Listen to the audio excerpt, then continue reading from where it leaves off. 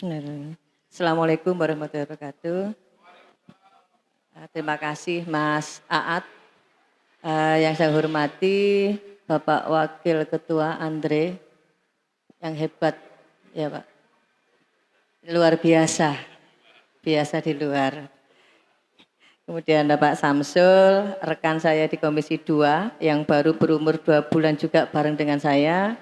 Bapak Didik selaku Kepala Desa, Bapak Camat tadi saya juga nampak, serta seluruh Kepala Desa yang hari ini sempat hadir, serta seluruh undangan.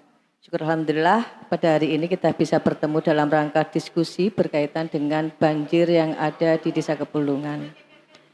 Berbicara tentang banjir tidak semudah kita berbicara tentang jalan rusak, Mas Aat.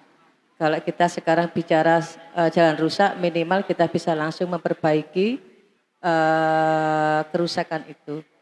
Berbicara banjir, kita akan berbicara pra, kemudian pada saat banjir itu terjadi, dan pasca banjir.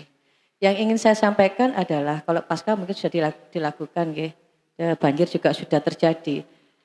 Bahwa pra ini yang lebih penting yang harus sama-sama kita pikirkan. Perlu saya sampaikan, hampir sebagian tanah perhutani yang kita miliki di Kabupaten Pasuruan ini adalah kewenangan provinsi. Dan juga ada yang menjadi kewenangan negara. Kapan hari saya ke Gunung Sari, cari legen Mas Aat, di sana dengan kepala desanya saya berdiskusi berkaitan dengan penanaman pohon siwalan.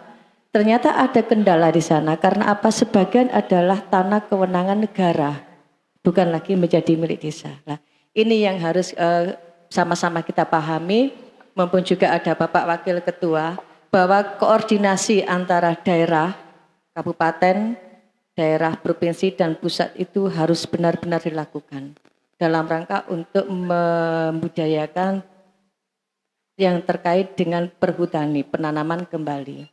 Itu yang pertama. Yang kedua, mohon nanti Pak Wakil Ketua dan nanti barengan kita melakukan koordinasi dengan pemerintah daerah berkait dengan sebuah produk hukum yang bisa melindungi tanah kita, melindungi ekosistem kita yang ada di Kabupaten Pasuruan.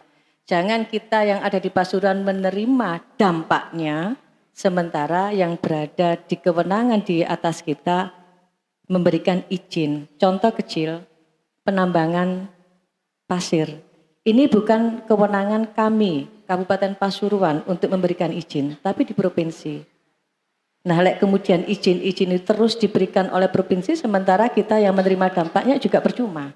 Nah, ini mohon nanti bareng-bareng kita pikirkan bagaimana kita membuat sebuah produk hukum, membuat sebuah peraturan bahwa kita juga punya kewenangan untuk bisa melindungi ekosistem kita. Dalam hari ini perhutan, tanah yang ada di daerah kita yang tidak dengan begitu saja bisa dieksploitasi oleh pemerintah pusat maupun provinsi.